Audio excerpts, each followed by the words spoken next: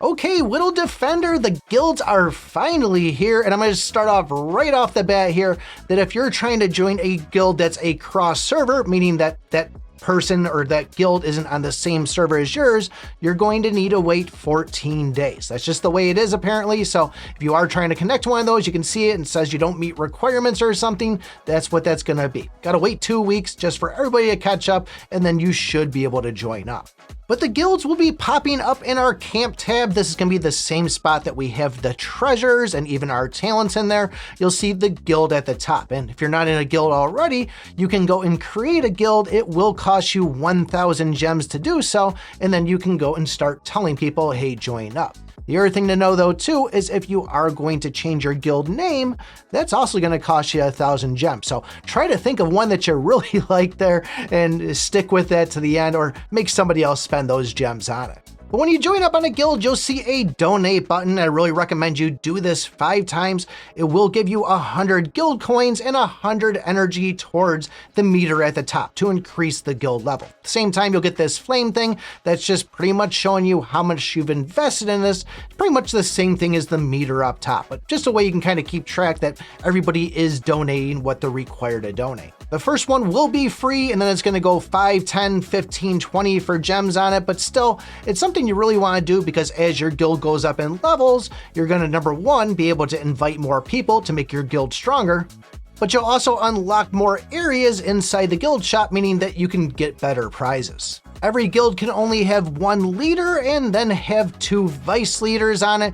And it's one of those things where if you are going to try to appoint a 3rd vice leader, you'll have to go and unslot it from somebody else to go and get it. So it's not like one of those things where like, oh man, I'm not sure how many I can get. I don't want to go and make this guy a vice leader and have it disappear from this one. You'll physically have to remove it. And if you do decide that you are going to leave a guild, and let's say your leader, you will have to go and transfer that to somebody else in order for them to allow you to go and leave the guild.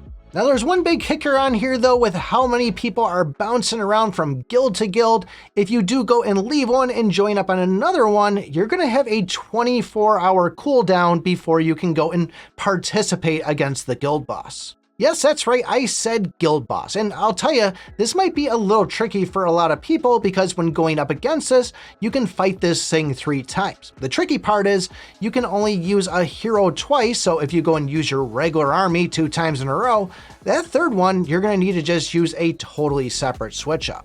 And that's not only the same thing with your heroes, but it's also going to be for the treasures too. And every time that boss is defeated, there will be a chest on it, and whether you defeat it or somebody else defeats it, everybody in the guild will be able to get that chest. And that's going to contain things like guild coins, gold, and even gems. Could possibly be even other things, but that's about what we know so far. There is personal ranking, so you can just kind of have some bragging rights between you and your guildmates. And once you finally beat the 7th one, that's where you're going to be getting guild rankings to kind of go and show who's the strongest out of all the servers. I imagine there might be some sort of prize on that. We still haven't beaten it yet. I am in a pretty strong guild here right now, so we'll have to just kind of wait and see how that actually goes. Now, just a little guild etiquette here. If you are playing and you do make your own guild and nobody's joining up on it, I'll tell you, just abandon your guild. It's going to do you a lot more if you're playing in a guild with active players than just sitting there trying to make your guild this big thing. However, do what you want to do, but as far as progressing in the game, you want to find a guild that's not only active, but people that are also around the same power level as you, or if not stronger. I played plenty of these games before, and I've been ones where I've been the strongest, double, triple the power of other ones, and I thought, hey, you know, these are people that were with me from the start, I'm gonna go and work with them. But when it comes down to it, I was missing out on a lot of rewards.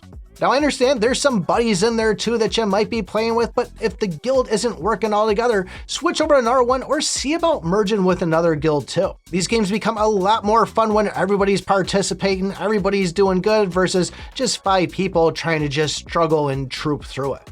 Now, if you're not seeing the guilds at all, I think there was like a 7-day cooldown or something like that, or there was a requirement based by your growth journey too, so you'll eventually see it if you're not seeing it already. I'm pretty sure if you go and have the tab, you can click on it and it'll tell you what you need to do in order to unlock this.